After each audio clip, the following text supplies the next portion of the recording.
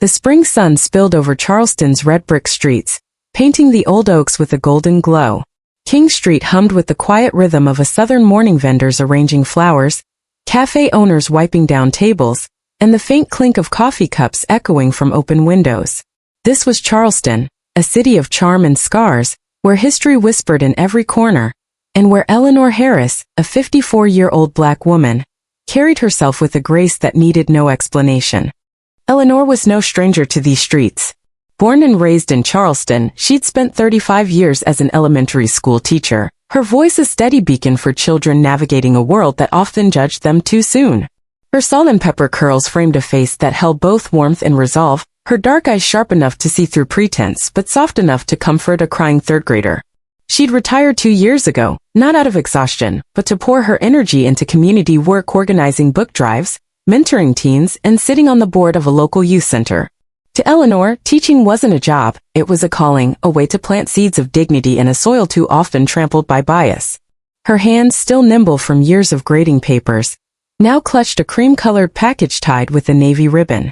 Inside was a first edition of Their Eyes Were Watching God, a treasure she'd hunted for months as an anniversary gift for her husband, Malcolm Carter. The gift wasn't just a bouquet, it was a promise, a reminder of the stories they'd shared over 20 years of marriage, stories of love, struggle, and unyielding hope. Around her neck hung a string of pearls, a 20th anniversary gift from Malcolm, each bead catching the sunlight like a quiet vow. Some things endure, no matter what the world throws at them. Eleanor's walk had a rhythm, a deliberate clop of low-heeled leather shoes against the brick sidewalk, neither hurried nor hesitant. She nodded to the flower vendor, her smile a silent greeting that said, "I see you." She didn't need to shout her presence, her poise did that for her. But beneath her calm exterior burned a fire forged by decades of navigating a city and a country that too often saw her skin before her soul.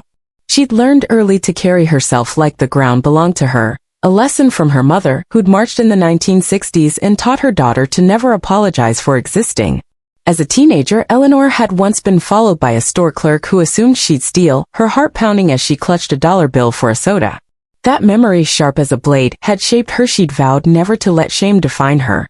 Across town, in the heart of the Charleston Police Department, Malcolm Carter, 56, sat behind a cluttered desk, his broad shoulders straining against the crisp lines of his chief's uniform. His gold stars gleamed under the fluorescent lights, but it was his eyes, deep, steady, and unyielding, that commanded the room. Malcolm had risen through the ranks over 30 years, from a rookie patrolman to the city's first black police chief, a journey marked by grit and sacrifice. He'd seen the department's flaws up close, officers who bent the rules, complaints swept under rugs, and a culture that sometimes valued loyalty over justice. Yet he believed in change, believed he could rebuild trust between the badge and the people it served. Malcolm's hands, calloused from years of gripping steering wheels and shaking hands, now flipped through a stack of reports.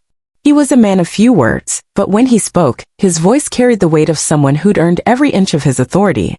His marriage to Eleanor was his anchor, a partnership built on shared dreams and unspoken promises. She was his compass, the one who reminded him why he wore the badge, not for power, but for purpose. Today, their 20th anniversary, he planned a quiet dinner, unaware that the morning would unravel into a storm neither of them could predict. Malcolm's own past wasn't spotless. Once looked the other way when a colleague roughed up a suspect, a decision that still haunted him. That guilt drove him now, a silent pledge to right the wrongs he'd once ignored. On the other side of King Street, Officer Travis Nolan, 32, slouched in his cruiser, the engine idling like a restless beast. His gray eyes, sharp and restless, scanned the street through a sun-streaked windshield dusted with magnolia pollen. Travis was a Charleston native, born to a family that revered the badge but whispered about the old ways of policing, ways that didn't ask too many questions about a suspect's guilt. His cheeks flushed from cheap coffee and his fingers drummed impatiently on the steering wheel. Travis craved action, a chance to prove himself, but his impatience often blurred into prejudice, a reflex he didn't question. He'd grown up hearing his father, a retired cop, talk about keeping the streets clean, code for targeting those who didn't fit his narrow view of order. Travis had internalized that mindset, and today it would lead him to a catastrophic mistake. Behind a nearby corner, Jaden Torres, a 16-year-old high school sophomore, fiddled with his phone, his sneakers scuffing the pavement. Jaden was lanky with a mop of curly hair and eyes that darted like he was always expecting trouble. He'd grown up in Charleston's tougher corners, where police lights were more common than streetlights. School bored him, but his phone was his canvas. Filmed everything, from skate tricks to neighborhood arguments, dreaming of a YouTube channel that might one day get him out of this town. Jaden didn't trust cops, not after seeing his older brother hassled for looking suspicious. But he trusted his camera, a shield that could capture truth when words failed. His mother, a single parent working 2 jobs, had taught him to stay sharp, to document everything. Today that lesson would turn him into an accidental chronicler of history. Charleston itself was a character in this story, a city of contradictions. Its cobblestone streets and pastel houses drew tourists, but its history of slavery, segregation, and uneasy progress lingered like a shadow. The Ashley River carried whispers of old wounds, and the church spires stood as silent witnesses to both triumph and tragedy. King Street, with its mix of boutiques and bars, was a microcosm of this tension, a place where old money and new ideas clashed, where a single moment could spark change or chaos. These 4 lives: Eleanor's quiet strength, Malcolm's burdened resolve, Travis's reckless bias, and Jaden's restless hope were about to collide on King Street. Charleston, with its cobblestone charm and hidden wounds, was their stage, a city that had seen parades and protests, love and loss. Each of them carried a piece of its history, but none could foresee how one morning would rewrite its future. Eleanor's pearls, Malcolm's badge, Travis's gun, and Jaden's phone were more than objects. They were symbols of a reckoning, a moment when a single stand could ripple through a community, demanding it face the truths it had long ignored. As Eleanor stepped out of the bookstore, the spring breeze lifted the edge of her blouse, carrying the scent of magnolias and roasted coffee. She didn't know that half a block away, Travis's eyes were already narrowing, his hand drifting toward his holster. She didn't know that Jaden, slouched against a lamppost, was about to hit record. And she didn't know that Malcolm in his office was seconds from a call that would change everything. All she knew was the weight of the gift in her hands and the pearls at her throat, reminders of a love that had endured and a dignity that would soon be tested. The morning air on King Street carried the sweet tang of magnolias and the faint bitterness of roasted coffee, a Charleston symphony that Eleanor Harris knew by heart. She stepped out of the Rose and Rye bookstore, her low-heeled shoes clopping softly against the red brick sidewalk. In her hands was a cream-colored package, tied with a navy ribbon. Cradling a first edition of Their Eyes Were Watching Go, a gift for her husband, Malcolm Carter, to mark their 20th wedding anniversary. Around her neck, a string of pearls shimmered, each bead a quiet testament to a love that had weathered storms. Eleanor's silk blouse fluttered in the spring breeze, her wide-legged linen trousers swaying with each measured step. She wasn't rushing, wasn't dawdling, just moving with the steady rhythm of someone who belonged to the city, scars and all. King Street was alive but not chaotic. Tourists snapped photos of pastel storefronts, a street vendor arranged tulips in galvanized buckets, and a barista leaned out of a cafe window, shouting an order to a coworker. The cobblestone corners and wrought iron lampposts gave the street a postcard charm, but Eleanor saw more than the surface. She saw the ghosts of Charleston's past, its slave markets, its segregated schools, its slow crawl toward progress. She'd grown up here, played hopscotch on these bricks, and learned to navigate a world that often looked at her skin before her soul. Today, though, her mind was on Malcolm, on the candlelit dinner they'd planned, on the book in her hands that would make his eyes light up. She didn't notice the white and blue cruiser idling half a block away, its engine humming like a predator lying in wait. Inside the cruiser, Officer Travis Nolan sipped lukewarm gas station coffee, the plastic lid stained with his thumbprints. His gray eyes, sharp and restless, scanned the street through a windshield dusted with magnolia pollen. At 32, Travis was a Charleston native, raised on stories of his father's days as a cop, when keeping the streets clean meant quick judgments and fewer questions. He joined the force to prove himself, but his impatience often bled into prejudice, a reflex he didn't examine. Today, boredom gnawed at him, the monotony of a slow shift fueling his need for action. His gaze wandered, then froze. A black woman, mid-50s, walked with an elegance that seemed out of place in his mental frame. Her silk blouse, her linen trousers, and most glaringly her pearl necklace caught the sunlight, gleaming like a challenge. Travis squinted, his mind already filling in the blanks. Too fancy. Doesn't add up. Eleanor felt the weight of his stare before she saw him. It was a familiar prickle, a sensation she'd known since she was a girl followed by a store clerk for no reason but her skin. Her fingers brushed the edge of her phone in her jacket pocket, a reflex born of her mother's advice: record the truth, always. She kept walking, her back straight, her pearls clicking softly against her collarbone. The breeze carried the scent of engine oil and metal, a warning she couldn't ignore. Decades of living in Charleston had taught her that a cop's gaze was never neutral. She nodded to an elderly woman feeding pigeons, her smile unwavering, but her pulse quickened. Keep moving, she told herself. Don't give them a reason. Travis set his coffee down, his hand drifting to the radio on his shoulder. He didn't call in. No reports of theft, no suspect descriptions, but his gut or his bias whispered that something was off. He shifted the cruiser into gear, the engine growling as he eased forward. The magnolia dust on the hood swirled, and the fallen petals stuck to the windshield fluttered free. His eyes never left Eleanor. The pearls, the package, the way she carried herself, it all felt like a puzzle he was determined to solve, even if it meant forcing the pieces to fit. Half a block away, 16-year-old Jaden Torres leaned against the lamppost, his phone in hand. His sneakers scuffed the pavement, his curly hair falling into his eyes as he scrolled through his camera roll. Jaden was a dreamer, his mind always on the next video that might go viral, the one that could turn his YouTube channel into a ticket out of Charleston's rougher edges.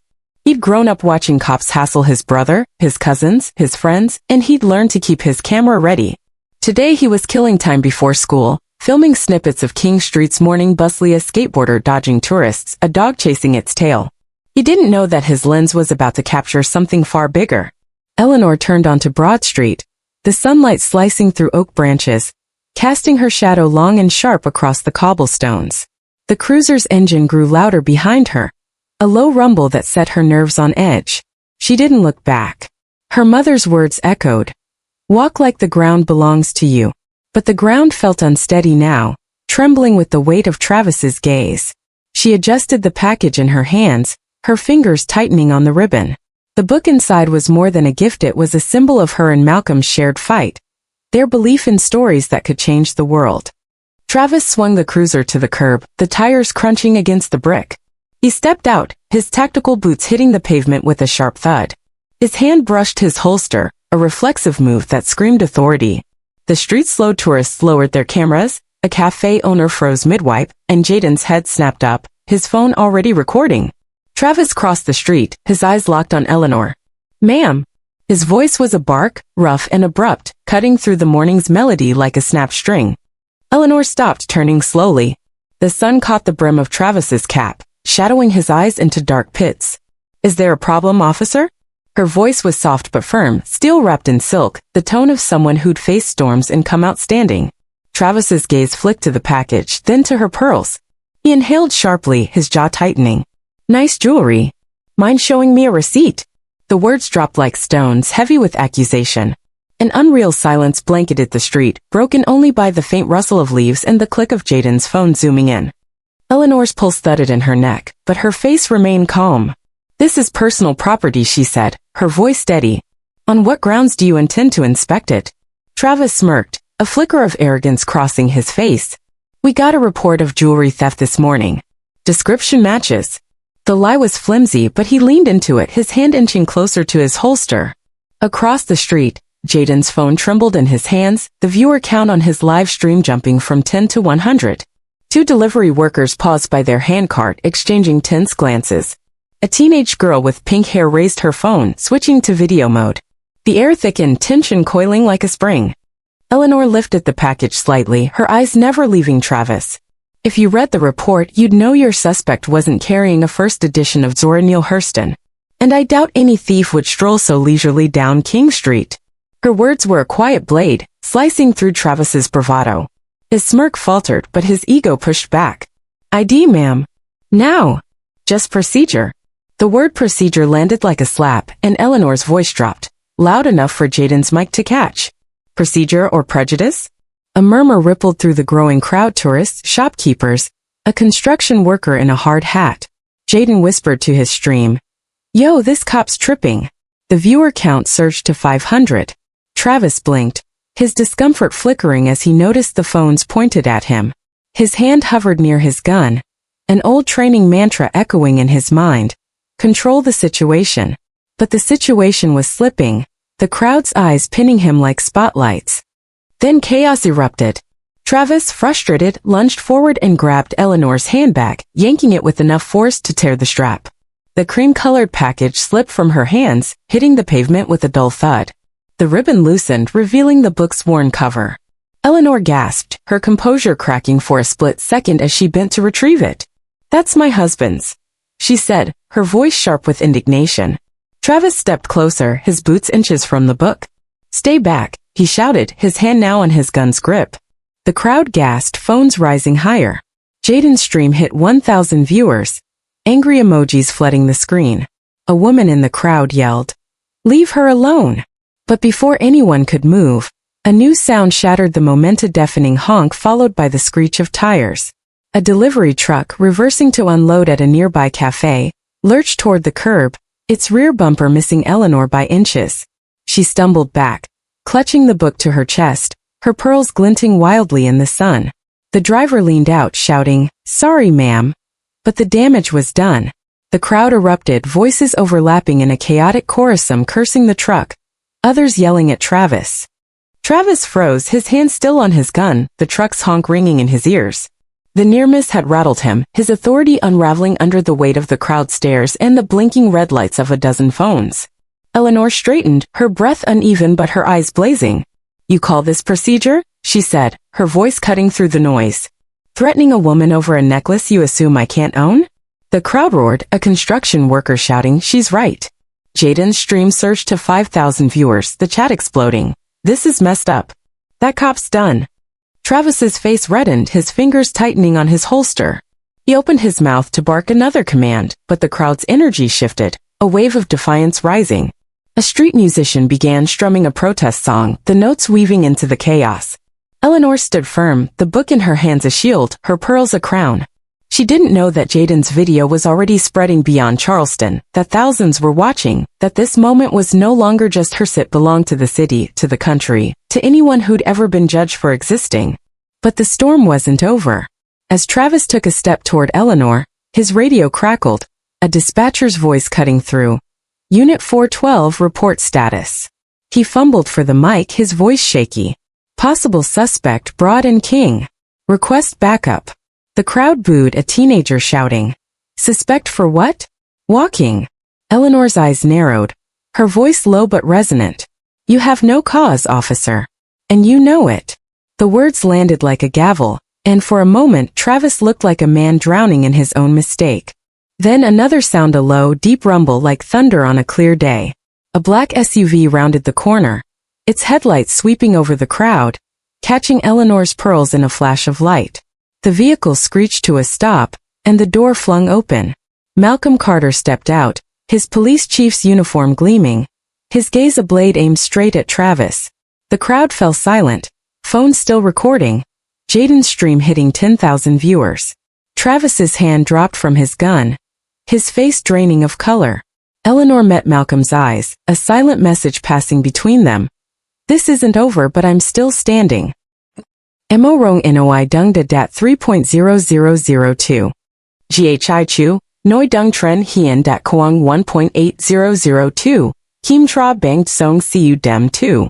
De dat muc tu 3.0002. Twa se mo rong them chi teet ve cam sa qua Eleanor, fan on qua dam dong. Va boi kan xa hoi de lam sao sak han tin hung kich tin. Dong the ju tin tuk te va, quan hut. Dui de la fan teep noi, tich hop veo kung artifact de dam bao tin lean mock. In that frozen moment, King Street seemed to hold its breath. The SUV's headlights cast long shadows, turning the cobblestones into a stage where every movement was magnified. Eleanor's heart pounded, but her face remained a mask of resolve. She clutched the book tighter, its edges digging into her palms, a reminder of why she stood here, not just for herself, but for every child she'd taught, every neighbor she'd mentored, every dream she'd fought to protect. The pearls at her throat felt heavier now, not with weight, but with purpose. She'd worn them today to honor her marriage, but they'd become a symbol of something larger, a refusal to be diminished. Travis's bravado crumbled under Malcolm's gaze. He stammered. Sir too was following protocol. Suspected theft. The lie sounded hollow even to him. Malcolm's voice was low, controlled, but it carried the weight of a man who'd seen too many excuses. Protocol doesn't involve assaulting a citizen's bag or drawing a weapon without cause. Step back, officer. Now. The crowd erupted in cheers, a wave of relief and defiance washing over the street. Jaden's phone shook in his hands, his whisper caught by the mic. Yo, that's the chief. This dude's toast. But Eleanor wasn't ready to let the moment pass. She stepped forward, her voice rising just enough to reach the crowd. This isn't about one officer. This is about a system that lets him think he can judge me by my skin and my pearls. Her words were a spark, igniting the crowd further. A woman in a sundress shouted, "Preach!" A group of college students began chanting, "No justice, no peace." The street musicians' strumming grew louder, the protest song weaving a thread of resistance through the chaos. Jaden's live stream exploded, the viewer count soaring past 15,000. Comments flooded in, "She's a queen. Fire that cop." The pink-haired girl panned her phone across the scene, capturing the truck driver, now standing by his vehicle, shaking his head in disbelief. "I didn't mean to scare her," he muttered to a bystander, his voice picked up by a nearby mic. That cop was out of line. The delivery workers joined the crowd, one of them raising a fist. "We see this every day," he yelled. "Enough." Eleanor's mind raced, memories flashing like lightning. She saw her mother, marching in 1968, her head high despite the jeers. She saw her students, their eyes wide with questions about a world that didn't always welcome them. She saw Malcolm, their late-night talks about justice, about the badge he wore and the weight it carried. This wasn't just about hair, it was about all of them, about a city that had to choose whether to hide its scars or heal them. Travis, cornered by the crowd and Malcolm's authority, tried to salvage his pride. "I was doing my job," he shouted, his voice cracking. But the crowd drowned him out, their boos a tidal wave. A tourist, camera slung around his neck, muttered to his wife, "This is why we don't trust cops." The cafe owner stepped out, wiping her hands on her apron and called out, "You owe her an apology." Travis's eyes darted, searching for an escape, but there was none. The phones, the crowd, the truth, they were all closing in. Malcolm raised a hand, silencing the crowd. "This ends now," he said, his voice a command that brooked no argument. He turned to Travis. "You're relieved of duty pending investigation. Hand over your badge." The crowd gasped, then cheered, the sound rolling down King Street like thunder. Travis fumbled with his badge, his hands trembling as he placed it on the cruiser's hood. The metal glinted in the sun, a fallen symbol of power misused. Eleanor looked at Malcolm, her eyes conveying a quiet strength. She didn't need him to save her, she'd held her own, but his presence was a reminder of their shared fight. She bent to pick up her torn handbag, the book still safe in her hands. The crowd parted for her, their applause soft but steady, like rain on parched earth. Jaden followed her with his camera, whispering to his stream. She didn't back down. Not once. As Malcolm escorted Travis to the SUV, the crowd's energy shifted to hope. The street musician played on, the notes of "Ain't Gonna Let Nobody Turn Me Around" floating over the cobblestones. Eleanor paused, turning to the crowd. "Thank you," she said simply, her voice carrying the weight of 1,000 untold stories. "But this isn't the end. It's the beginning." King Street exhaled, the tension easing but not dissolving. The tourists resumed their photos, the vendor rearranged her tulips, but something had changed. The bricks beneath Eleanor's feet felt different, as if they'd absorbed the weight of her stand. Jaden's stream hit 20,000 viewers, the video spreading to newsrooms and living rooms across the country. Charleston, for better or worse, was no longer just a city of charm, it was a city on the cusp of reckoning. The air on King Street crackled with a tension so thick it felt like the prelude to a storm. Eleanor Harris stood on the red brick sidewalk, her torn handbag clutched in one hand, the first edition of Their Eyes Were Watching God pressed against her chest in the other. Her pearl necklace caught the spring sunlight, each beat a defiant spark against the chaos unfolding around her. The delivery truck's screech still echoed in her ears, its bumper having missed her by mere inches moments ago. Her heart pounded, but her face was a mask of resolve, her dark eyes locked on Officer Travis Nolan, whose hand hovered dangerously close to his holster. The crowderists, shopkeepers, delivery worker formed a tightening circle, their phones raised like torches, capturing every second of the standoff. Jaden Torres, the 16-year-old filming it all, whispered to his live stream, "This is crazy. She's not backing down." His viewer count surged past 20,000, the chat a wildfire of angry emojis and demands for justice. Travis's face was a map of conflicting impulses, arrogance, warring with uncertainty. His gray eyes darted from Eleanor to the crowd. His cheeks flushed from the cheap coffee now souring in his stomach. He'd meant to control the situation, to assert his authority over a woman whose elegance and poise he couldn't reconcile with his ingrained biases. But the torn handbag, the fallen book, and the near miss with the truck had spiraled the moment beyond his grasp. The crowd's murmurs grew louder, a low hum of defiance. A construction worker in a hard hat shouted, "You got no right to touch her stuff." A cafe owner, apron still tied, added, "Apologize, man." Travis's radio crackled, the dispatcher's voice faint but urgent. "Unit 412 confirmed status." He fumbled for the mic, his voice unsteady. "Suspect resisting Broad and King. Need backup." Eleanor's voice cut through the noise, calm but unyielding. "Suspect?" she said, her words sharp as a blade. "For carrying a gift for my husband? For wearing pearls you assume I can't afford?"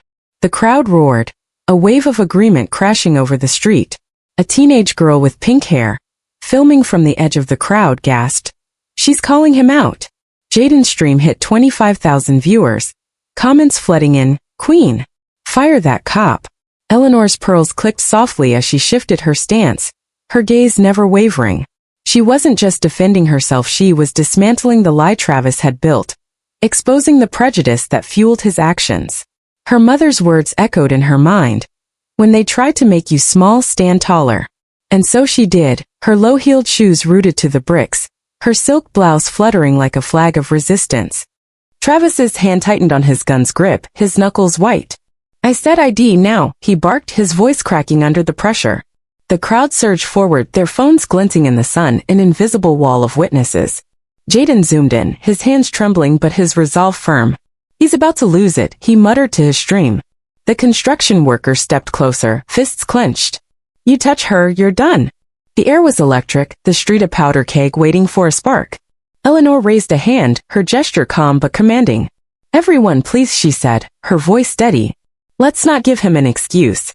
The crowd hesitated, her words a lifeline pulling them back from the edge. But the spark came anyway, not from Eleanor or the crowd, but from an unexpected source. A group of 4 young men, stumbling out of a nearby bar, pushed through the crowd, their voices slurred with liquor.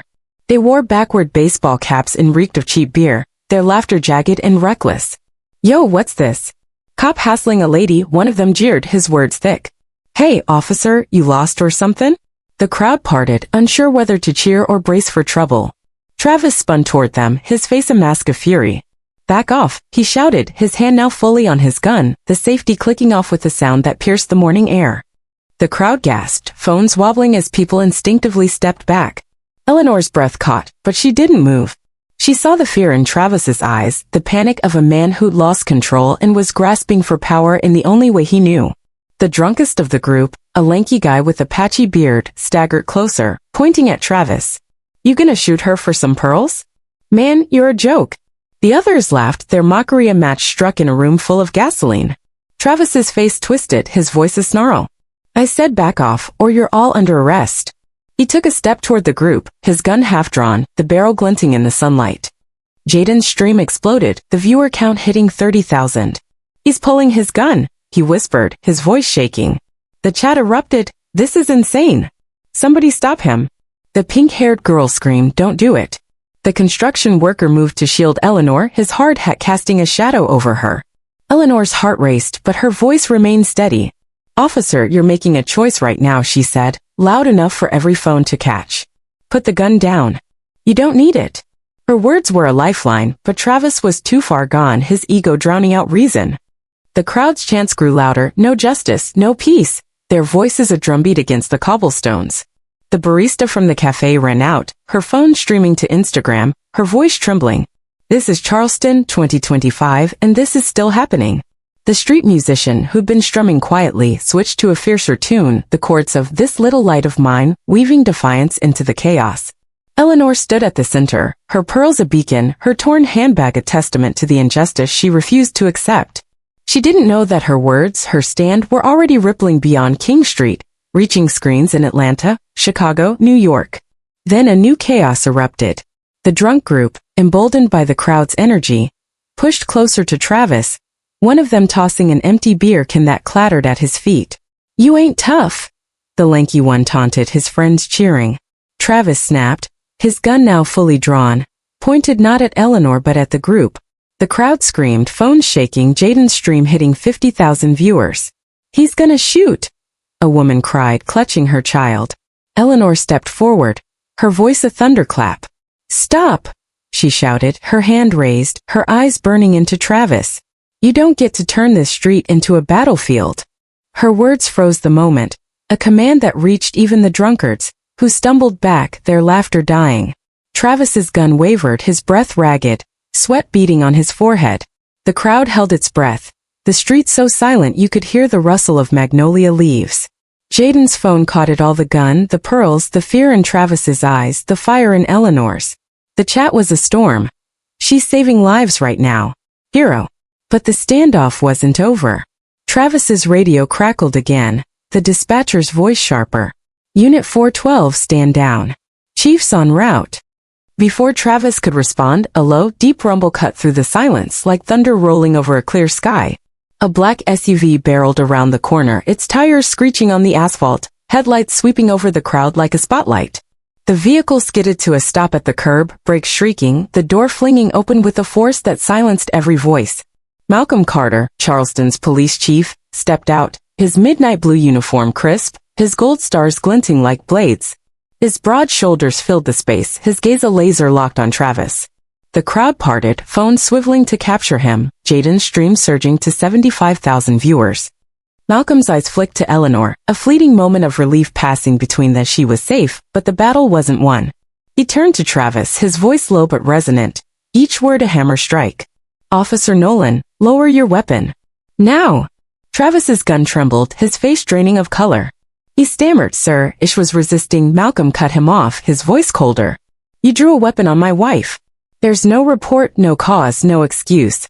Lower it." The word wife hit like a shockwave, the crowd gasping, then erupting in cheers. Jaden whispered, "Hollish the chief's wife." The chat exploded. "Game over. He's done." Travis's gun dropped to his side, his hands shaking as he reholstered it. The crowd roared, a tidal wave of triumph and rage. The pink-haired girl screamed justice. The construction worker pumped his fist, shouting, "That's how you do it." Malcolm stepped closer to Travis, his presence a wall of authority. "You're relieved of duty, effective immediately. Badge and radio on the cruiser. Move." Travis fumbled, his badge clattering onto the hood, the metal a fallen relic of his hubris. His radio followed, its final beep a death knell. Eleanor stood still, her torn handbag at her side, the book still clutched to her chest. She met Malcolm's eyes, a silent exchange of strength and solidarity.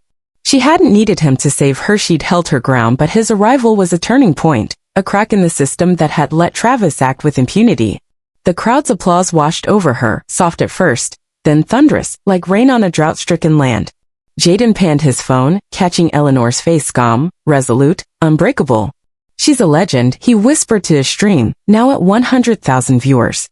But Eleanor wasn't done. She stepped forward, her voice rising over the crowd, clear and unwavering. "This isn't about one officer's mistake," she said, her pearls glinting like stars. "This is about a city that lets these mistakes happen, that looks away when power is abused. I'm not just standing here for me. I'm standing for every person who's been judged, followed, threatened for existing." Her words were a clarion call, reverberating off the cobblestones, bouncing into every phone, spreading across the internet like a wildfire. The crowd chanted, "Eleanor. Eleanor." The street musician's song swelled, the notes of "Ain't Gonna Let Nobody Turn Me Around," a heartbeat for the moment. Malcolm placed a hand on Eleanor's shoulder, a gesture of love and alliance. He turned to the crowd, his voice steady. "This stops today.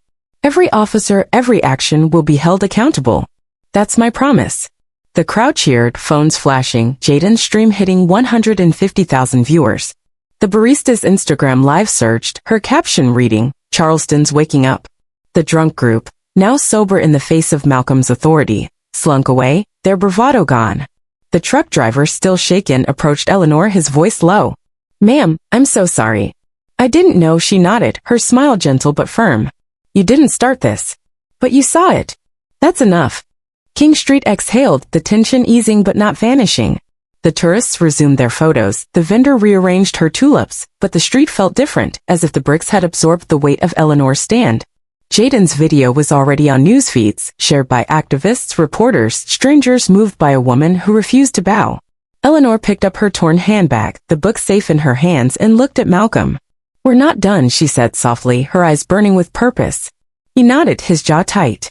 "Not by a long shot." Charleston in that moment was no longer just a city of charm and history. It was a city on fire, its people awakened by a single woman's courage, a single video's truth. The pearls at Eleanor's throat gleamed, not as adornment, but as a crown for a fight that had just begun. Mo rong noi dung de dat 3.5002. Ghi chu, noi dung tren hien dat kuang 2.8002. Kim tra banged song siu dem 2. De dat muc tu 3.5002. Twa se mo rong them chi teet ve cam suk qua kak nan vat. Fan on qua dam dong. Va boi kan xa hoi de lam sao sak han tin hung kich tin. Dong lo ju tin tuk te va quan hut. Dui de la fan teep noi, tich hop veo kung artifact de dam bao tin lin mok. The aftermath of Malcolm's arrival lingered like smoke after a fire. The crowd, though still buzzing, began to disperse, some heading to cafes to post their videos, others lingering to talk, their voices a mix of awe and anger.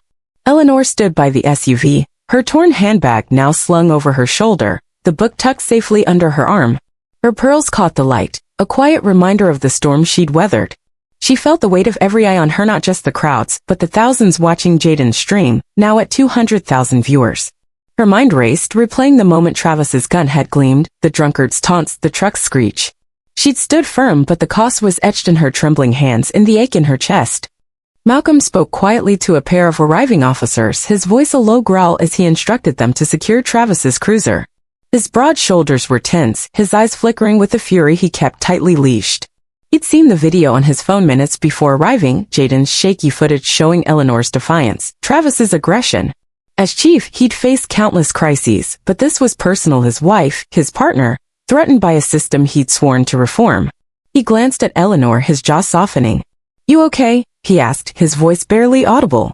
She nodded, her smile faint but resolute. "I've been through worse. But this can't happen again." Jaden, still filming, approached cautiously, his sneakers scuffing the bricks.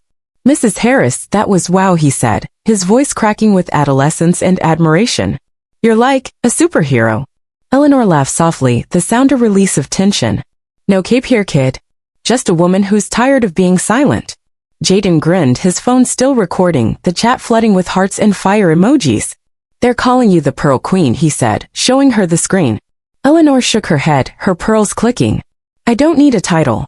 I just need this city to listen." The crowd hadn't fully dispersed. A group of college students lingered, their signs makeshift but bold, no more bias. "Justice now." The street musician played on, his guitar case now sprinkled with dollar bills from passers-by moved by the moment. The pink-haired girl, whose Instagram Live had reached 10,000 viewers, approached Eleanor, her eyes wide. "I'm posting this everywhere," she said, her voice trembling. "People need to see what you did." Eleanor squeezed her arm, her touch steady. "Make sure they see why too. It's not about me. It's about all of us." Across the street, the truck driver sat on the curb, his head in his hands. He'd been delivering coffee beans to the cafe when he'd reversed too fast, nearly hitting Eleanor.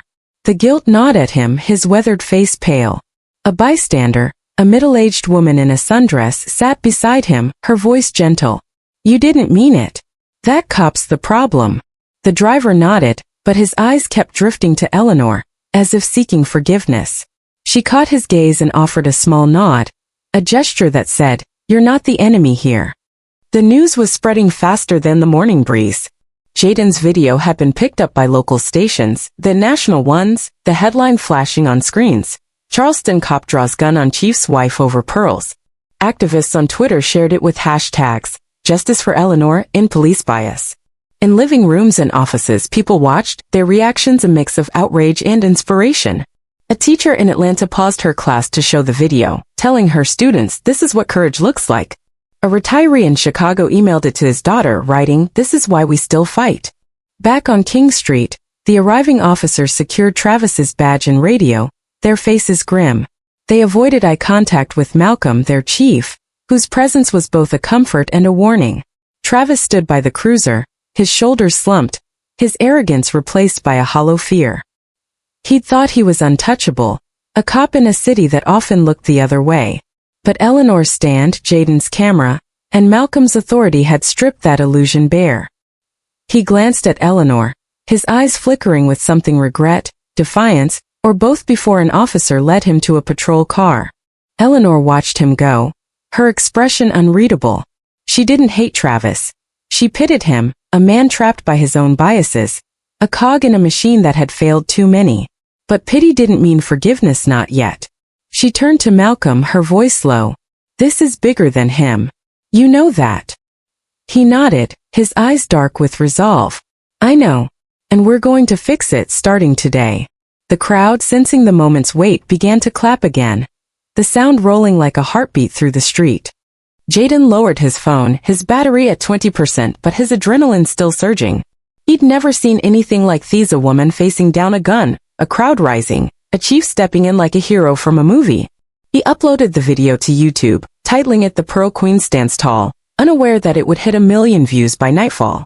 The street musician struck a final chord, the crowd tossing coins into his case as they dispersed, their voices buzzing with plans to share, to protest, to demand change. King Street settled, but it wasn't the same. The cobblestones bore the weight of a new history. One written in Eleanor's defiance, Jaden's footage, and Malcolm's promise. The pearls at Eleanor's throat gleamed, not just as a gift, but as a symbol of a truth that had broken through, a truth that Charleston, and the world, could no longer ignore. The sun dipped low over Charleston, casting long shadows across King Street's red brick sidewalks. The chaos of the morning, Eleanor Harris's stand against Officer Travis Nolan, the torn handbag, the gun half-drawn, and Malcolm Carter's thunderous arrival had left the city buzzing like a hive stirred by a storm. Jaden Torres's live stream, now viewed by over 1 million, had spread beyond Charleston, its pixels carrying Eleanor's defiance to screens across the nation. The pearls at her throat, once a quiet anniversary gift, had become a symbol of resistance, dubbed the Pearl Queen by a Twitter hashtag that trended nationwide. But for Eleanor, the fight was just beginning. She stood in her small Broad Street home, the first edition of Their Eyes Were Watching, God Safe on the kitchen table, her torn handbag a reminder of the battle she'd won and the war still ahead. Eleanor wasn't one for fame. The calls from news stations, the interview requests piling up in her inbox, the viral memes of her facing down Travis, they all felt like noise, distractions from the truth she'd stood for. She wasn't a hero, she told herself, just a 54-year-old woman tired of silence. But as she sipped ginger tea, her salt and pepper curls catching the lamplight, she knew the moment on King Street wasn't hers alone. It belonged to every person who'd been followed in a store, profiled on a sidewalk, judged for their skin. She'd seen it in the crowd's eyes that morning, the construction workers' clenched fists, the pink-haired girl's trembling phone, the barista's defiant shout. Charleston was awake, and Eleanor wasn't about to let it slip back into slumber. By noon the next day, Eleanor had made a decision. She stood on the steps of Charleston City Hall, a simple navy blazer over her white blouse, her pearls gleaming under the spring sun. The square was quiet, the damp stone steps glistening from an early morning drizzle. She held no microphone, no prepared speech, just a stack of handwritten notes and a fire in her chest. Word had spread through texts, flyers, and social media posts. Meet at City Hall, 2 p.m. Share your story. A modest crowd gathered, a dozen elderly residents, a handful of college students, a mother with a stroller, their faces a mix of curiosity and caution. Jaden was there, his phone ready, his curly hair tucked under a cap. The pink-haired girl, whose name was Maya, stood beside him, her Instagram live already running. Eleanor cleared her throat, her voice steady but warm, like a teacher calling a class to attention. I'm not here to talk about myself, she began, her eyes sweeping the crowd. I'm here because yesterday on King Street, I wasn't the only one who felt the weight of a badge turned into a weapon. I'm here because too many of us have stories we've buried, thinking no one would listen. The crowd leaned in, the air still but charged, like the moment before a choir begins. Today I'm asking you to speak, not for me, but for this city, for the people who come after us. A murmur rippled through the crowd, hesitant but growing. An elderly man in a worn tweed jacket raised his hand, his voice trembling. In '92, cops stopped me for looking suspicious in my own driveway. I was 60, just watering my roses. The crowd gasped, heads shaking. A young woman, her braids tied back, stepped forward, her voice shaky. Last year, an officer followed me in a grocery store, said I matched a description. I was buying diapers for my son. Each story was a stone dropped into still water, sending ripples outward. Jaden's stream hit 5,000 viewers, comments flooding in. This is real. Keep talking. Eleanor listened, her face calm but her heart heavy. She didn't interrupt, didn't rush anyone. She let each voice breathe, each story stitched together the silenced wounds of a city that had looked away too long. But the gathering wasn't without resistance. As the crowd swelled to 100, a group of counter-protesters appeared at the square's edge, their signs stark and angry. Support our police. Stop dividing us. Their leader, a middle-aged man in a red cap, shouted, "You're tearing this city apart." The crowd tensed, some stepping back, others raising their phones. Jaden whispered to his stream, "Trouble's coming." The counter-protesters pushed closer, their chants growing louder. "Blue Lives Matter." A woman in the group, her face flushed, pointed at Eleanor. "You're making it worse, lady. Cops keep us safe." The air crackled, the square teetering on the edge of chaos. Maya's live stream surged to 10,000 viewers, her voice trembling as she narrated. "They're trying to shut this down." Eleanor raised a hand, her gesture calm but commanding, just as she'd done on King Street. "Let them speak," she said, her voice cutting through the noise. "If we can't listen, we're no better than the system we're fighting." The crowd quieted, the counter-protesters faltering under her gaze. Eleanor stepped forward, her pearls glinting, her voice resonant. "I don't want to tear this city apart. I want to heal it. But healing starts with truth, and the truth is, too many of us have been hurt by those sworn to protect us." She turned to the red cap man. "You say cops keep us safe. I say they should keep everyone safe, not just those they choose." The crowd erupted in applause, drowning out the counter-protesters' chants. Jaden's stream hit 20,000 viewers, the chat a storm of hearts and fists. "She's unstoppable."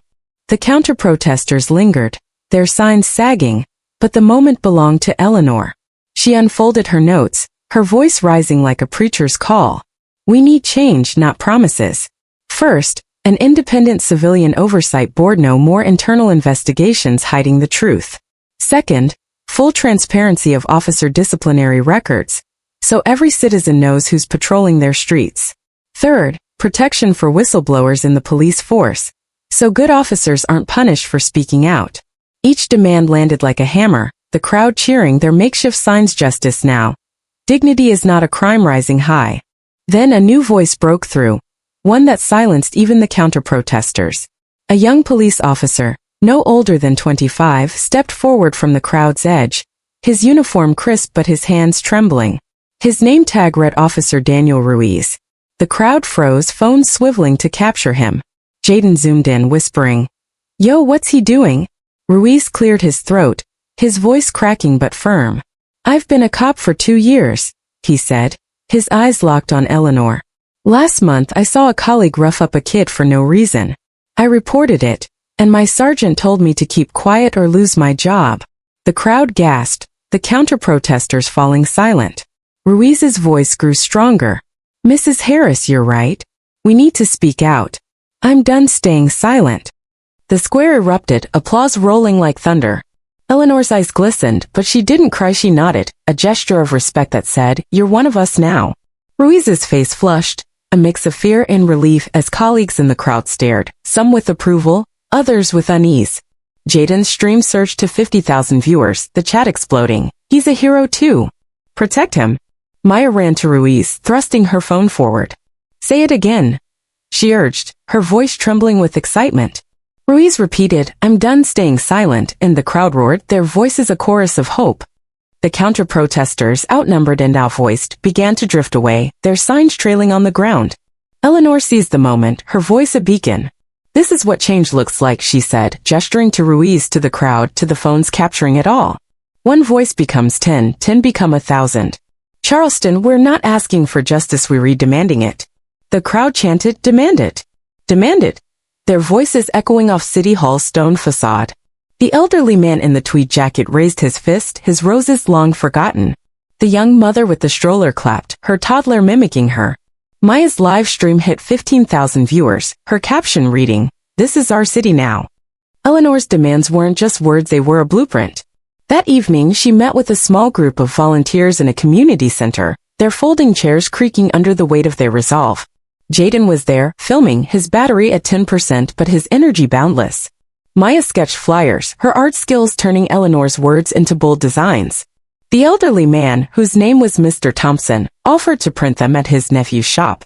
The young mother, Letitia, volunteered to organize a second gathering, her voice soft but determined. My son deserves a city that sees him as human, she said, her eyes fierce. Eleanor listened, her pearls clicking as she nodded, her notes now a shared vision. But the movement wasn't without shadows. That night, Eleanor found a note slipped under her door and signed, scrawled in black ink.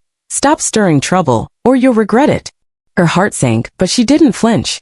She folded the note and tucked it into a drawer, her resolve hardening. Malcolm, home from a tense day at the precinct, saw the note and clenched his jaw. They're scared, he said, his voice low. Good. That means we're getting somewhere. Eleanor squeezed his hand, her smile steady. Let them try to silence us. We've got a city behind us now. The next morning, Charleston woke to flyers plastered across King Street, Broad Street, Meeting Street, City Hall, Saturday, 8 a.m. Bring your story. Social media buzzed, Justice for Eleanor trending alongside Charleston demands change.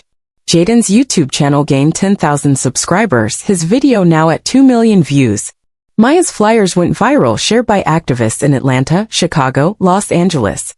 Letitia's texts rallied dozens of mothers, their group chat a flurry of plans. We'll bring coffee, signs, our kids. Let's show them we're not afraid. By Saturday, the City Hall Square was a sea of people, hundreds, then thousands. Eleanor took the makeshift stage, a wooden platform donated by a local carpenter, her navy blazer crisp, her pearls a quiet crown. She looked out at the crowd, her heart swelling. 2 days ago, I stood alone on King Street, she said, her voice carrying without a microphone. Today, I stand with you.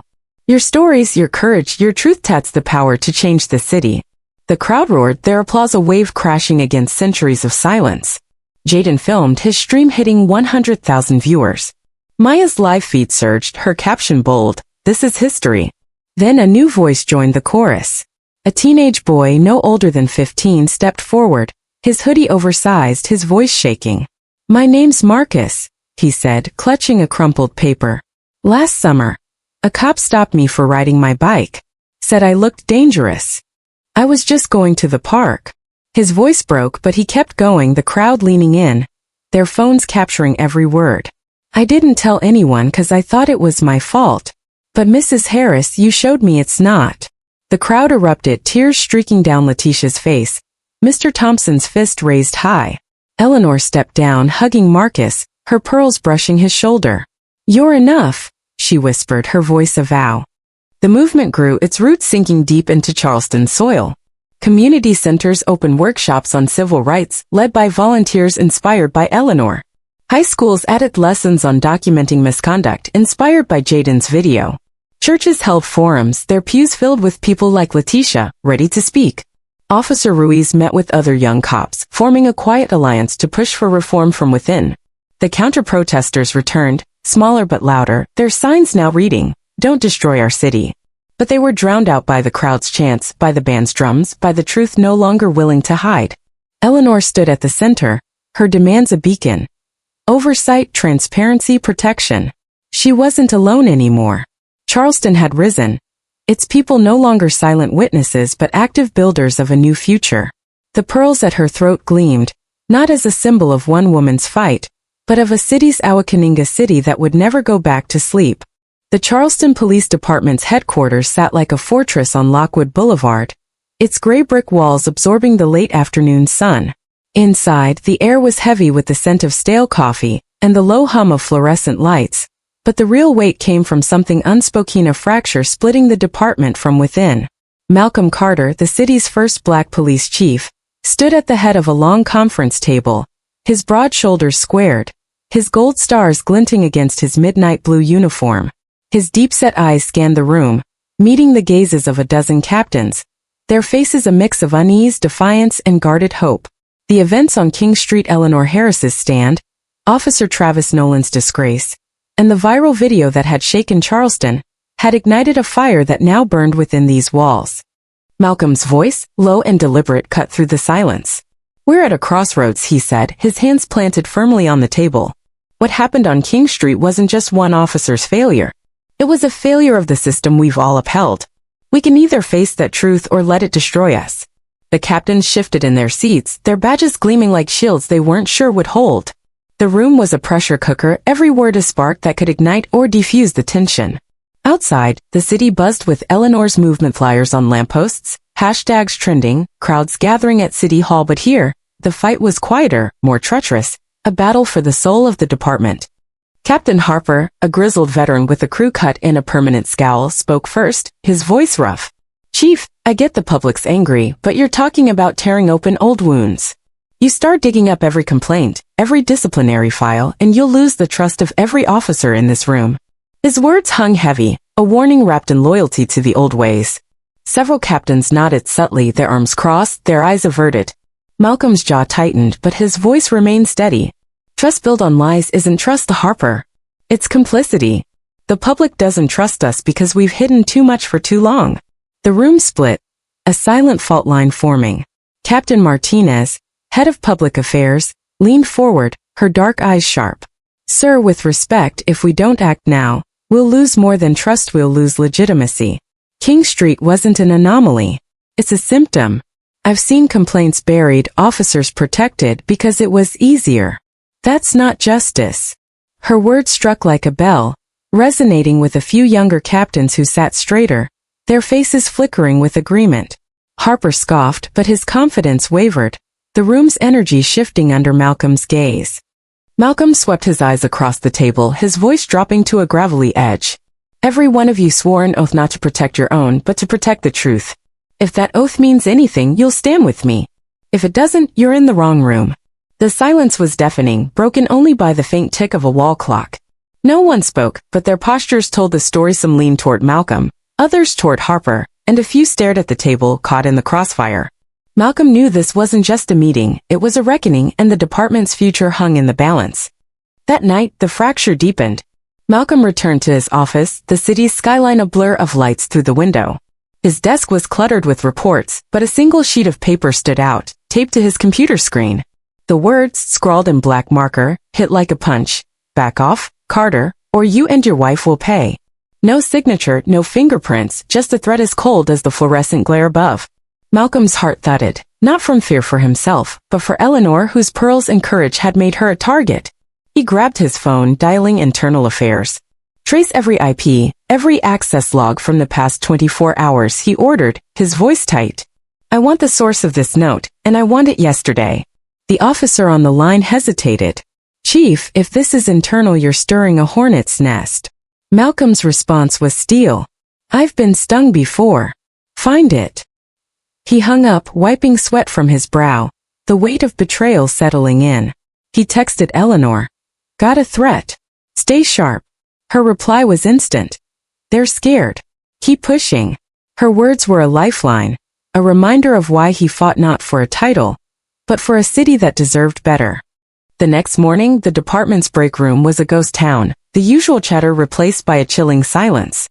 On the white wall behind the coffee machine, another message had appeared, scrawled in bold marker. "Carter's selling us out. Stand with the blue." No one claimed it, but the words were a declaration of war, a line drawn by those who saw Malcolm's reforms as a betrayal. Officers milled about, their eyes darting to the graffiti, some nodding subtly, others turning away. When Malcolm entered, the room froze, coffee cups pausing midair. He stared at the message, his face unreadable, then spoke, his voice hard as concrete. "If you think silence will stop the truth, you're underestimating me. And you're underestimating this city." He walked out, his leather shoes echoing, leaving the officers to face their choices. Outside, Eleanor's movement was gaining momentum. The city hall gatherings had grown, with thousands sharing stories of police misconduct, their voices a chorus that drowned out the counter-protesters' fading chants. But Malcolm's fight was here, within these walls, where loyalty and fear clashed with justice. He called an emergency meeting, this time inviting not just captains but every officer willing to listen. The precinct's auditorium was packed, standing room only, the air thick with tension. Malcolm took the stage, his uniform crisp, his eyes burning. "I'm not here to lecture," he said, his voice steady. "I'm here to lay out the truth. We failed this city. Complaints ignored, officers shielded, trust broken. That ends now." He outlined his reforms, an independent civilian oversight board with full access to records, mandatory disclosure of disciplinary histories, and whistleblower protections with legal support. The room stirred, some officers clapping, others muttering. A young officer, Daniel Ruiz, the same one who'd spoken at City Hall, stood, his voice trembling but clear. Chief, I've seen good cops silenced, forced to choose between their conscience and their career. Your reforms give us a chance to do right. I'm in. The applause was scattered but grew, a ripple of hope in a sea of doubt. But the old guard pushed back. Captain Harper stood, his face red. You're throwing us to the wolves, Carter. You think the public will respect us when you're airing our dirty laundry? Malcolm met his gaze unflinching. Respect isn't given, Harper. It's earned. And we haven't earned it by hiding the truth. The room erupted, cheers clashing with boos, officers shouting over each other. Malcolm raised a hand, silencing them. You have a choice, he said, his voice a command. Stand with justice or step aside. There's no middle ground anymore. The meeting ended in chaos, officers filing out, some inspired, others enraged. That afternoon, a group of young officers, led by Ruiz, met in a quiet corner of the precinct, their voices low but resolute.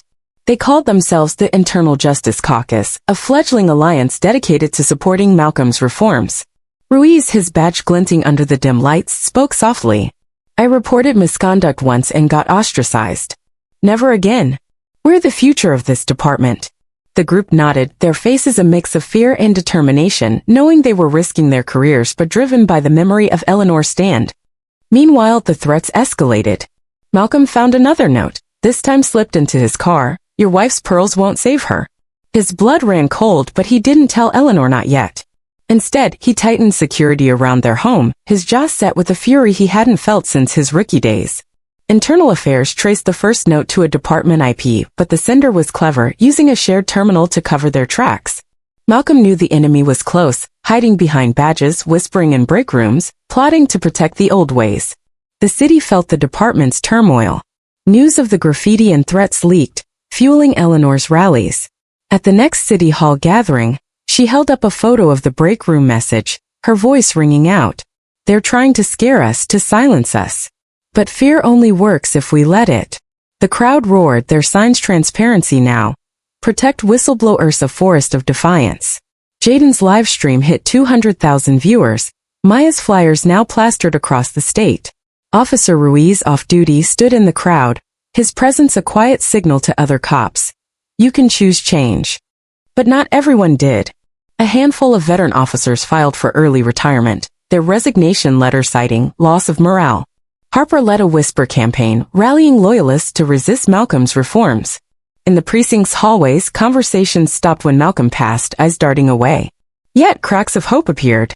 A female officer, inspired by Ruiz, reopened a complaint she'd filed years ago, dismissed as unsubstantiated. She added a note, I want justice, not silence. Another officer, a rookie, left an anonymous tip about a sergeant covering up misconduct, the first ripple of Malcolm's whistleblower protections taking hold. Malcolm stood in his office, the skyline now dark, the city's lights flickering like stars in a troubled sky. He held the latest threat, its words seared into his mind. Eleanor's voice echoed from their earlier call, they're scared because we're close. He knew she was right, but the cost was heavy, his marriage, his career, his city, all on the line. Yet, as he looked at a photo of Eleanor on his desk, her pearls gleaming, he felt a resolve as unyielding as hers. He drafted an email to the department, his words simple but sharp. We cannot serve two masters, justice or fear. Choose wisely.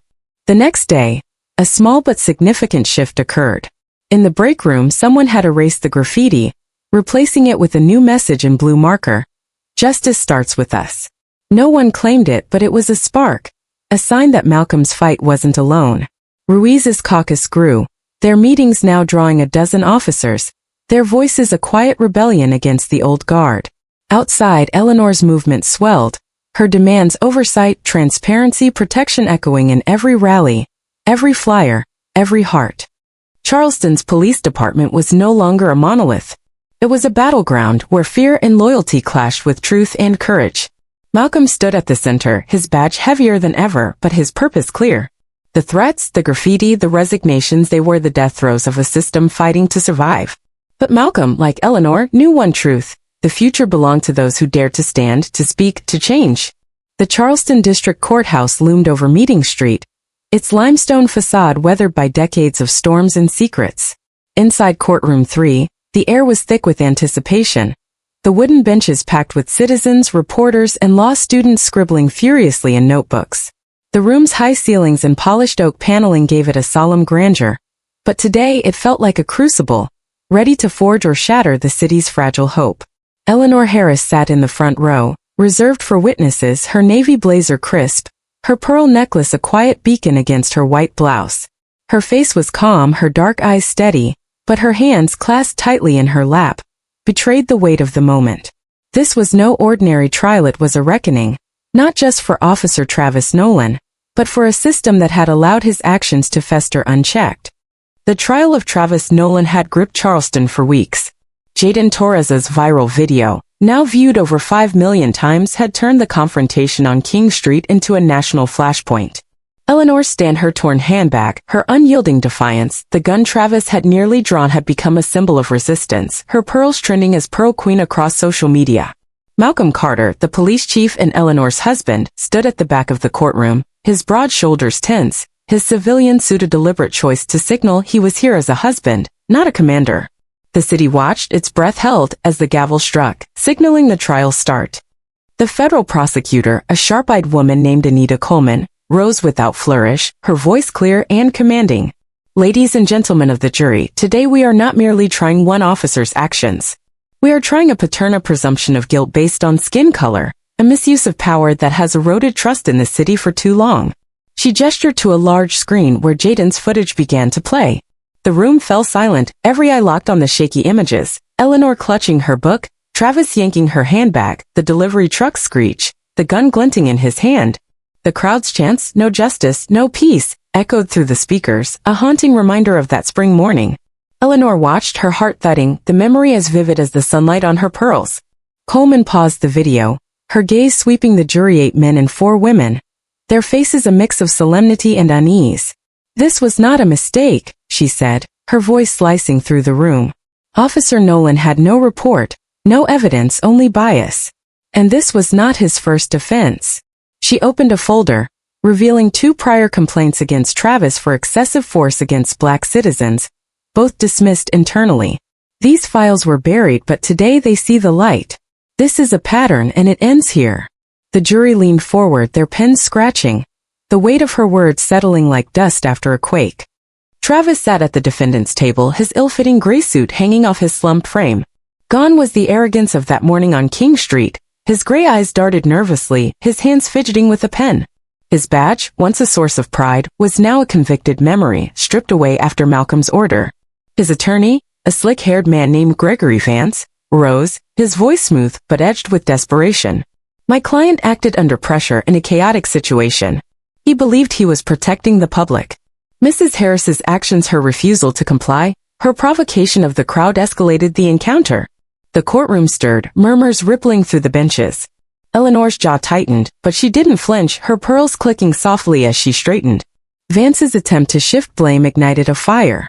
Coleman called her first witness, Jayden Torres. The 16-year-old took the stand, his sneakers scuffing the floor, his curly hair tucked under a cap. His voice trembled but grew steady as he spoke. "I saw the whole thing," he said, his eyes on the jury. Mrs. Harris wasn't provoking nobody. She was calm, asking why he was hassling her. He grabbed her bag, almost pulled out his gun. The crowd got mad 'cause he was wrong. Jayden's raw honesty hit like a hammer, the jury's faces softening. Vance tried to rattle him, questioning his bias as a teenager with a grudge against police. Jayden didn't waver.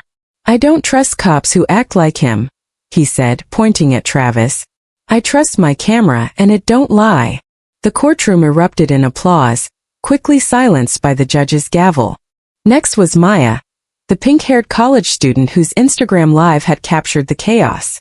She projected her unedited footage, her voice steady despite her shaking hands. "Mrs. Harris told the crowd to stay calm," she said. She was trying to de-escalate. The officer was the one losing it. The screen showed Travis's gun, the drunk group's taunts, Eleanor's raised hand. Maya's testimony was a mirror, reflecting the truth Vance couldn't distort. The jury's eyes widened, their notes piling up, the evidence mounting like bricks in a wall. The delivery truck driver, a weathered man named Carl Jenkins, took the stand, his voice heavy with guilt. "I almost hit her," he said, his eyes on Eleanor. "I was reversing, didn't see her, cause of the crowd. But she wasn't causing trouble, she was just standing there, holding her book. That cop, he was the one making it worse. His testimony, raw and unpolished, grounded the trial in the reality of that chaotic moment. Eleanor met his gaze, offering a small nod, a silent absolution that eased the lines on his face. Then came Eleanor herself. She walked to the stand with the grace of a teacher addressing her class, her pearls catching the courtroom's harsh lights. Coleman's questions were gentle but probing. "Mrs. Harris, what went through your mind when Officer Nolan drew his weapon?" Eleanor's voice was steady, each word deliberate. "I thought of my mother who marched for rights I'm still fighting for. I thought of my students, who deserve a world where they're not judged by their skin. I thought if I back down, their future backs down with me. So I stood." The courtroom was silent. The jury's eyes locked on her, some visibly moved. Vance's cross-examination was a calculated assault. He paced, his voice dripping with insinuation. "Mrs. Harris, you're the wife of the police chief. Did you use your status to provoke this incident, knowing it would gain attention?" The room gasped, Malcolm's hands clenching at the back. Eleanor's eyes narrowed, but her voice remained calm, sharp as a blade. "I didn't provoke anything. I was walking home with a gift for my husband. Your client assumed I didn't belong because of my skin. That's not provocation, that's prejudice." The jury's faces hardened, Vance's strategy backfiring. He pressed further, accusing her of inciting the crowd. Eleanor's response was a thunderclap. "I didn't incite. I spoke. And if speaking the truth is a crime, then this city has bigger problems than me." The courtroom erupted, the judge banging the gavel, but Eleanor's words lingered, unassailable. The prosecution's final witness was Officer Daniel Ruiz, the young cop who'd spoken at City Hall. His testimony was a bombshell. "I've seen officers like Nolan before," he said, his voice steady despite the glares from some colleagues in the gallery. "They act on bias, not evidence. I reported similar misconduct once and my career suffered. Mrs. Harris's stand gave me the courage to speak again." His words were a crack in the department's armor, a signal that change was possible from within. The jury scribbled furiously, the weight of his betrayal or bravery sinking in. Coleman's closing argument was a masterpiece of precision and passion. "This trial is about more than one morning," she said, her voice rising. "It's about a system that lets bias wear a badge, that buries complaints to protect its own. Travis Nolan is not the disease, he is a symptom. Today you have the power to demand a cure." She pointed to Eleanor, her pearls glinting. Mrs. Harris stood for truth. "Will you?" The jury's faces were stone, but their eyes betrayed a resolve that hadn't been there before. Vance's closing was desperate, painting Travis as a stressed officer caught in a mob-like situation. "He made a mistake, yes, but he's no criminal," he argued, his voice strained. Mrs. Harris's actions escalated the encounter, and her husband's position ensured this became a spectacle. The jury's expressions remained impassive, Vance's words falling flat against the mountain of evidence. Judge Hamilton, a silver-haired woman with a reputation for fairness, called for closing remarks from Eleanor. She stood, no notes, her voice resonant. "I'm not here for revenge," she said, her eyes on the jury. "I'm here to remind you that justice isn't a privilege, it's a right. I stood on King Street for every person who's been silenced, judged, threatened. Your verdict isn't just for me, it's for them." The courtroom froze, no whispers, no pens, only the heavy thud of hearts. Eleanor sat, her pearls clicking, her hands steady now, the weight lifting as the truth took root. The jury retired, the courtroom emptying into a tense hum of conversation. Malcolm joined Eleanor, his hand squeezing hers. "You were incredible," he whispered, his voice thick. She smiled faintly. "I just told the truth." Outside, the crowd swelled, signs bobbing. "Justice for Eleanor, transparency now." Jaden live-streamed, his viewer count soaring to 500,000. Maya's Instagram feed buzzed, her followers sharing clips of Eleanor's testimony. The city held its breath, the courthouse a beacon in a storm. 3 hours later, the jury returned. The room filled again, every seat taken, the air electric. Judge Hamilton unfolded the verdict, her voice clear. On the charge of misconduct in office, guilty. On the charge of violating civil rights under Section 1983, guilty. On the charge of abuse of power, guilty. The gavel struck, a sound like a cell door slamming shut. The courtroom exhaled, no cheers, just a heavy silence that spoke louder than applause. Travis's face crumpled, his hands cuffed as officers led him away, his eyes avoiding Eleanor's. The crowd outside erupted, their chants justice. Justice, echoing through the streets. Eleanor closed her eyes, gratitude washing over her, not for victory, But for the witnesses who'd stood, the cameras that had stayed, the city that had listened. Malcolm's hand tightened on hers, his face a mix of pride and relief. Jaden lowered his phone, tears in his eyes. "We did it," he whispered, his stream flooded with hearts. Maya hugged Letitia, the young mother from the rallies, their signs raised high. Officer Ruiz stood at the back, his badge glinting, a quiet vow to keep fighting. As Eleanor stepped onto the courthouse steps, the crowd's applause was steady, like hammers building a new foundation. She looked out at the faces young, old, black, white, all united by a truth no longer silenced. Her pearls gleamed not as a crown, but as a reminder. One stand had sparked a movement, and Charleston would never be the same. The autumn breeze swept through Charleston, carrying the scent of fallen leaves and the promise of change. The red brick streets of King Street, once a stage for Eleanor Harris's defiant stand against Officer Travis Nolan, now bore a quieter transformation. The viral video, the trial, and the guilty verdict had shaken the city awake, but it was the months that followed that wove a new tapestry into Charleston's soul. Eleanor's pearls, once a personal anniversary gift, had become a symbol of resilience, etched into the city's memory as Pearl Queen trended across social media. Yet, for Eleanor, the true legacy wasn't in hashtags or headlines, it was in the small, steady heartbeats of a community learning to stand tall. Charleston had changed, not with the fanfare of parades or the noise of protests, but with the persistent hum of action.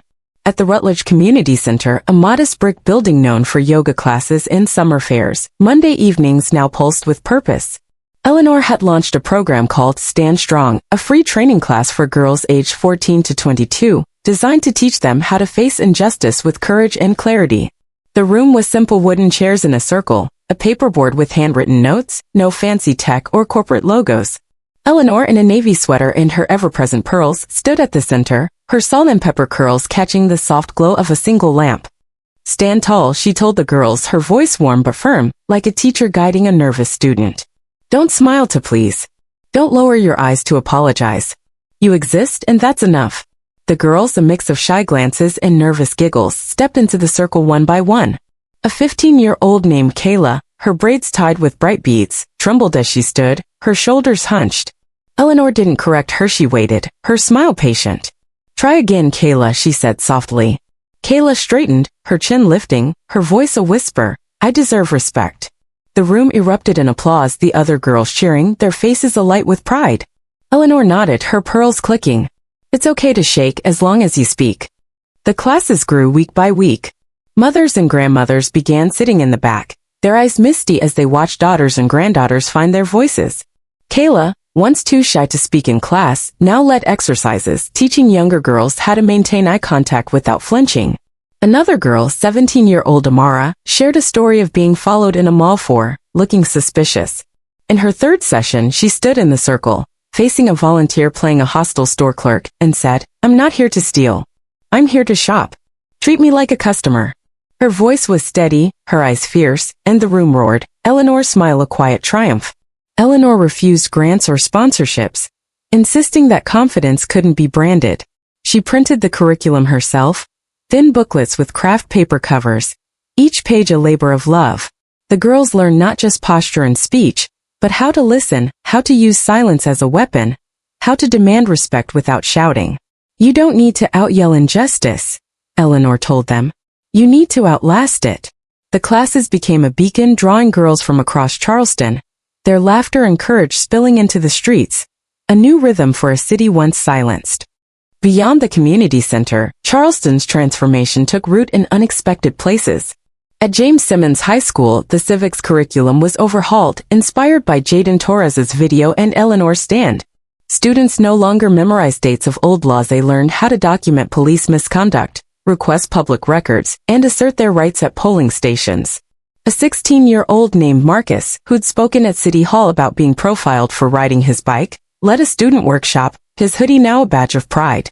"Mrs. Harris showed me my voice matters," he told his peers, his hand steady as he passed out flyers. The school's voter registration drive saw record turnout, with 18-year-olds clutching signs, "Vote for change, vote for us." The Charleston Police Department, too, felt the shift. Malcolm Carter's reforms, independent oversight, transparent records, whistleblower protections had taken hold, though not without cost. Some veteran officers retired, unwilling to face scrutiny, but a new energy emerged. The Internal Justice Caucus, led by Officer Daniel Ruiz, grew from a dozen to 30 officers, their meetings a quiet rebellion against the old guard. They pushed for mandatory civil rights training, their voices echoing Eleanor's demands. Ruiz, once ostracized for speaking out, now mentored rookies, his badge a symbol of a department striving to heal. On King Street, where Eleanor's stand had sparked it all, a small bronze plaque was installed into the brick wall, its inscription simple. Here, one stood still, and a city moved forward. Passers-by paused, some bowing their heads, others snapping photos to share online. No flowers or statues, just a quiet marker of change. Tourists drawn by the Pearl Queen story stopped to read it, their whispers blending with the street's hum. A barista at a nearby cafe, who'd filmed the original confrontation, added the plaque to her Instagram story, captioning it, "This is our history now." The community's resolve was tested one crisp autumn evening when a group of vandals, emboldened by lingering resentment, tried to deface the plaque. They arrived at dusk, spray cans in hand, their hoodies pulled low. But Charleston was no longer a city that looked away. A group of high school students, including Marcus, spotted them from a nearby pizza shop. "That's Mrs. Harris's plaque," Marcus shouted, rallying his friends. They ran to the street, phones out, live streaming the scene. Within minutes, dozens of resident shopkeepers, parents, even the street musician from that fateful day joined them, forming a human barrier around the plaque. The vandals fled, their cans clattering on the cobblestones, chased off by the crowd's chants. "Not today. Not ever." Jaden live-streamed the standoff, his viewer count soaring to 50,000. Maya, now a regular at Eleanor's classes, posted the video to Instagram, her caption bold, "Charleston protects its own." The incident, dubbed the Plaque Stand, became a rallying cry, proof that Eleanor's legacy wasn't just a moment, it was a movement. The next morning, the plaque gleamed brighter, polished by volunteers who'd stayed up late to clean it. A handwritten note was taped beside it. "Thank you, Mrs. Harris. We're still standing." Eleanor's influence reached beyond plaques and classes. Monica Travis, a mother of 3 who'd watched the trial on TV, had always thought police misconduct was someone else's problem. But inspired by Eleanor, she filed a complaint against an officer who'd harassed her during a traffic stop. Under Malcolm's new system, her complaint wasn't buried, it was investigated. The officer suspended within weeks. Monica stood outside the community center, holding the response letter, tears streaming down her face. "I thought my voice didn't matter," she told a local reporter, her voice trembling. "Mrs. Harris showed me it does." Eleanor met Monica at a rally, their hug a quiet bond between 2 women who'd found strength in speaking out. The city's youth carried the torch. Marcus organized a Day of Standing, a citywide event where students gathered on King Street, reenacting Eleanor's stand.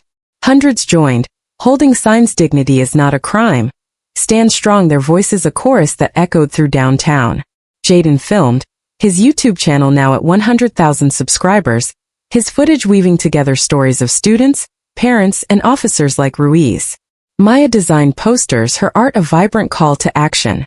The event ended with a march to City Hall, where Eleanor spoke, her pearls catching the sunset. "You are the change," she told the crowd, her voice resonant. "Every step you take, every word you speak, builds a city that listens." The crowd roared, their applause a heartbeat for a new Charleston. One spring morning, Charleston woke to a new landmark. On the corner of King and Calhoun Streets, a 3-story mural adorned a red brick wall, depicting Eleanor in her navy blazer, pearls gleaming, standing tall against a backdrop of cobblestones and magnolias. Her gaze was steady, neither defiant nor submissive, the look of a woman who'd refused to be silenced. Below in plain lettering were the words, "One stood, many rose." No artist signed it, but whispers credited a collective of young locals, some from Eleanor's classes, who'd worked under cover of night. The mural became a pilgrimage site, drawing families, students, and tourists who left notes and flowers. "Because of you I spoke up. Thank you for standing." Eleanor saw the mural on a walk with Malcolm, her hand in his, the breeze carrying the scent of jasmine. She stopped, pressing a hand to her heart, her eyes tracing the painted pearls. "Did you ever think it would come to this?" Malcolm asked, his voice soft. Eleanor smiled, her gaze distant. "I didn't think. I just stood. And I'm glad I did." They walked on, the mural a quiet guardian over a city that had learned to see itself. The legacy wasn't without challenges. Some grumbled that the reforms went too far, that the police were handcuffed by oversight. Counter-protesters still appeared at rallies, their signs smaller but their voices sharp. Yet Charleston pushed forward. Voter turnout soared, young people like Marcus casting ballots with pride. Community workshops multiplied, teaching everything from legal rights to conflict resolution. The Internal Justice Caucus grew, its members mentoring new recruits, their badges a promise of accountability. Eleanor's classes remained the heart of the change. Kayla, now 16, spoke at a city council meeting, her voice clear. I learned from Mrs. Harris that I don't need permission to be respected. Amara led a workshop teaching girls how to file complaints, her confidence a far cry from the timid teen who joined months ago. Mothers like Monica joined, their stories fueling the movement. One evening, as Eleanor locked the community center, a girl slipped her a note. Because you stood, I'm not afraid anymore. Eleanor tucked it into her pocket, her pearls clicking, her heart full. Charleston wasn't perfect. Cracks remained, whispers of resistance, threats in the shadows. But it had something new, a mirror to see its scars, a voice to speak its truths, and a will to heal. From the mural to the plaque, from the classrooms to the streets, Eleanor's stand had planted seeds that bloomed in every corner, a legacy not of one woman, but of a city that chose to rise. The story of Eleanor Harris on King Street is more than a single moment captured in a viral video or a courtroom victory etched in Charleston's history. It's a mirror held up to a city, a nation, and every one of us, reflecting truths we've too often ignored. Under the spring sun, with a string of pearls at her throat and a gift for her husband in her hands, Eleanor stood not with fists raised or slogans shouted, but with a quiet, unyielding dignity that shook a city awake. Her stand, sparked by a biased officer's accusation, rippled far beyond the red brick sidewalks, touching hearts, challenging systems, and igniting a movement that redefined what justice means.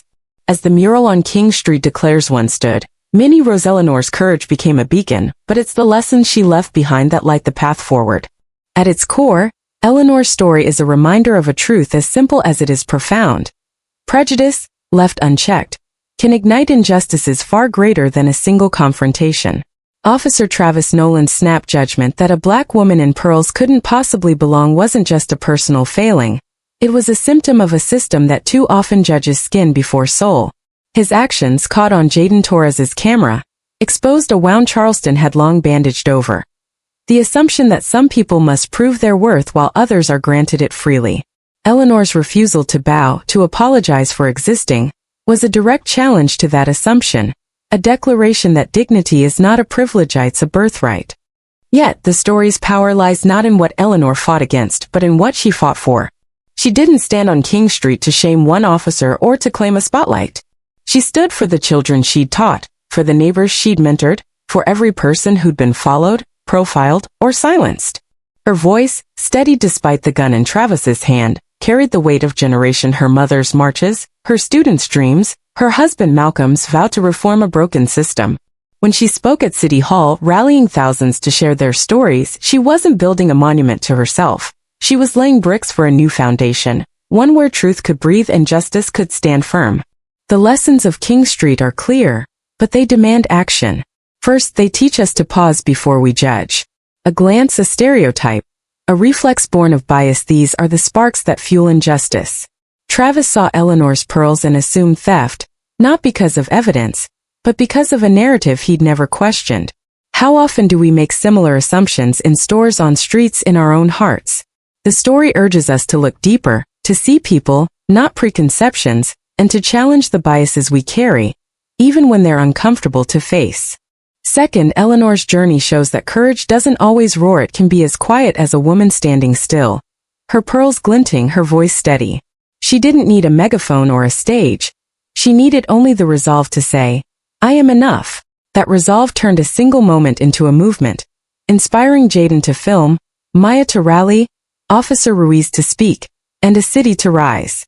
It's a reminder that every one of us has that power to stand, to speak, to act, no matter how small the moment seems.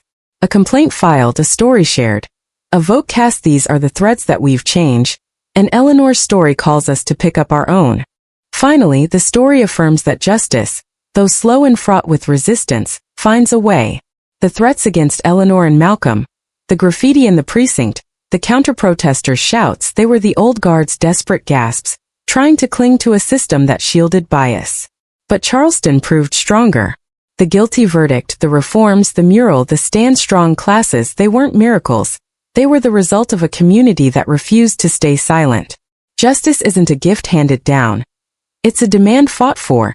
And Eleanor's legacy is proof that the fight is worth it. This isn't just Charleston's story, it's ours. Across America, from small towns to sprawling cities, people face the same biases, the same systems that judge before they listen. Eleanor's stand resonates because it's universal. Who hasn't been underestimated, misjudged, or silenced? Who hasn't felt the sting of being seen as less than? Her story asks us to reflect. When have you been judged unfairly? When have you stood up even when your voice shook? And when have you stayed silent, wishing you'd spoken?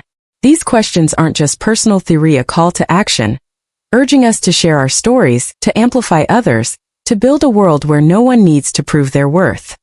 Eleanor's legacy lives in the girls of Stand Strong like Kayla, who learned to say, "I deserve respect," and carried that strength into her school, her community, her future. It lives in Marcus, who turned his pain into a movement, leading students to vote in March. It lives in Officer Ruiz, who risked his career to speak truth, paving the way for a new generation of cops. And it lives in you, the listener, the reader, the one who can choose to stand, to speak, to act. Charleston changed because one woman refused to bow and countless others rose with her. What will you do with that truth? So share this story. Not just because it's inspiring, but because it's a challenge. Post it, tweet it, tell it to a friend, a neighbor, a stranger. Let Eleanor's pearls shine in every corner, reminding us that justice starts with user voices, our actions, our courage. And if you're moved, if you're ready, take a step. File that complaint. Join that rally. Teach that child. Vote that ballot. Every act, no matter how small, is a brick in the foundation Eleanor began. Charleston learned to stand tall. Now it's our turn. As the sun sets over King Street, imagine Eleanor walking those cobblestones again, her pearls catching the light, her step steady. She's not a statue, not a myth, she's a woman who chose truth over fear, and in doing so, changed a city. Her story isn't over because it's now yours. What will you do with it? Will you stand like she did when the moment calls? Will you rise like Charleston to build a better tomorrow? The pearls are waiting, glinting in the light, ready for you to claim them. The story of Eleanor Harris on King Street is more than a single moment captured in a viral video or a courtroom victory etched in Charleston's history. It's a mirror held up to a city, a nation, and every one of us, reflecting truths we've too often ignored. Under the spring sun, with a string of pearls at her throat and a gift for her husband in her hands, Eleanor stood not with fists raised or slogans shouted, but with a quiet, unyielding dignity that shook a city awake. Her stand, sparked by a biased officer's accusation, rippled far beyond the red brick sidewalks, touching hearts, challenging systems, and igniting a movement that redefined what justice means. As the mural on King Street declares, one stood. Many rose. Eleanor's courage became a beacon. But it's the lesson she left behind that light the path forward. At its core, Eleanor's story is a reminder of a truth as simple as it is profound. Prejudice, left unchecked, can ignite injustices far greater than a single confrontation. Officer Travis Nolan's snap judgment that a black woman in pearls couldn't possibly belong wasn't just a personal failing. It was a symptom of a system that too often judges skin before soul. His actions, caught on Jaden Torres's camera, exposed a wound Charleston had long bandaged over. The assumption that some people must prove their worth while others are granted it freely. Eleanor's refusal to bow, to apologize for existing, was a direct challenge to that assumption, a declaration that dignity is not a privilege, it's a birthright. Yet, the story's power lies not in what Eleanor fought against, but in what she fought for. She didn't stand on King Street to shame one officer or to claim a spotlight. She stood for the children she'd taught, for the neighbors she'd mentored, for every person who'd been followed, profiled, or silenced. Her voice, steady despite the gun in Travis's hand, carried the weight of generation, her mother's marches, her students' dreams, her husband Malcolm's vow to reform a broken system. When she spoke at City Hall, rallying thousands to share their stories, she wasn't building a monument to herself. She was laying bricks for a new foundation, one where truth could breathe and justice could stand firm. The lessons of King Street are clear, but they demand action. First, they teach us to pause before we judge. A glance, a stereotype, a reflex born of bias, these are the sparks that fuel injustice. Travis saw Eleanor's pearls and assumed theft, Not because of evidence, but because of a narrative he'd never questioned. How often do we make similar assumptions in stores, on streets, in our own hearts? The story urges us to look deeper, to see people, not preconceptions, and to challenge the biases we carry, even when they're uncomfortable to face. Second, Eleanor's journey shows that courage doesn't always roar. It can be as quiet as a woman standing still, her pearls glinting, her voice steady. She didn't need a megaphone or a stage. She needed only the resolve to say, "I am enough." That resolve turned a single moment into a movement, inspiring Jaden to film, Maya to rally, Officer Ruiz to speak, and a city to rise. It's a reminder that every one of us has that power to stand, to speak, to act, no matter how small the moment seems. A complaint filed, a story shared, a vote cast. These are the threads that we've changed, and Eleanor's story calls us to pick up our own. Finally, the story affirms that justice, though slow and fraught with resistance, finds a way. The threats against Eleanor and Malcolm, the graffiti in the precinct, the counter-protesters shout they were the old guard's desperate gasps, trying to cling to a system that shielded bias. But Charleston proved stronger. The guilty verdict, the reforms, the mural, the stand strong classes, they weren't miracles. They were the result of a community that refused to stay silent. Justice isn't a gift handed down, it's a demand fought for, and Eleanor's legacy is proof that the fight is worth it. This isn't just Charleston's story, it's ours. Across America, from small towns to sprawling cities, people face the same biases, the same systems that judge before they listen. Eleanor's stand resonates because it's universal. Who hasn't been underestimated, misjudged, or silenced? Who hasn't felt the sting of being seen as less than? Her story asks us to reflect. When have you been judged unfairly? When have you stood up, even when your voice shook? And when have you stayed silent, wishing you'd spoken? These questions aren't just personal theory, a call to action, urging us to share our stories, to amplify others, to build a world where no one needs to prove their worth. Now let's get real for a second, because Eleanor's story isn't stuck in some dusty history book. It's as fresh as your morning coffee, and twice as bold. In 2025, we're still dodging biases like their pop-up ads on a sketchy website. Ever been side-eyed at a store because your hoodie screamed trouble to someone who didn't bother to look at your face? Or maybe you've been underestimated at work, school, or even the family barbecue where Aunt Karen swears you can't possibly know how to grill. Ouch, Aunt Karen, those ribs were Michelin star worthy. Eleanor's pearls remind us to laugh off the nonsense, stand tall, and say, "Hold up, I'm here, and I'm fabulous." The lesson? Don't let someone else's bad script define your story. Write your own and make it epic. Here's the kicker. You don't need pearls or a viral video to make a difference. Maybe it's calling out a rude coworker, voting for leaders who actually listen, or just teaching your little cousin that their voice matters. Every step counts, like adding hot sauce to a bland dish. Suddenly, the whole thing's got flavor. Eleanor showed us that one person's stand can spark a city's awakening. So imagine what you could spark. Got a story of standing up to bias? Share it in the comments, tag a friend, or tweet it with Stand Strong. We're all ears, and trust me, the world needs your vibe. Oh, and before you scroll away, don't forget to hit that subscribe button. Our channel's packed with stories like Eleanor's tales of courage, truth, and people who refuse to back down. Click it, join the crew, and let's keep the fire burning for more inspiring stories that remind us justice starts with us, and it's always worth the fight. So tell me, when's the last time you stood tall like Eleanor? Drop it below, and let's get this conversation rolling.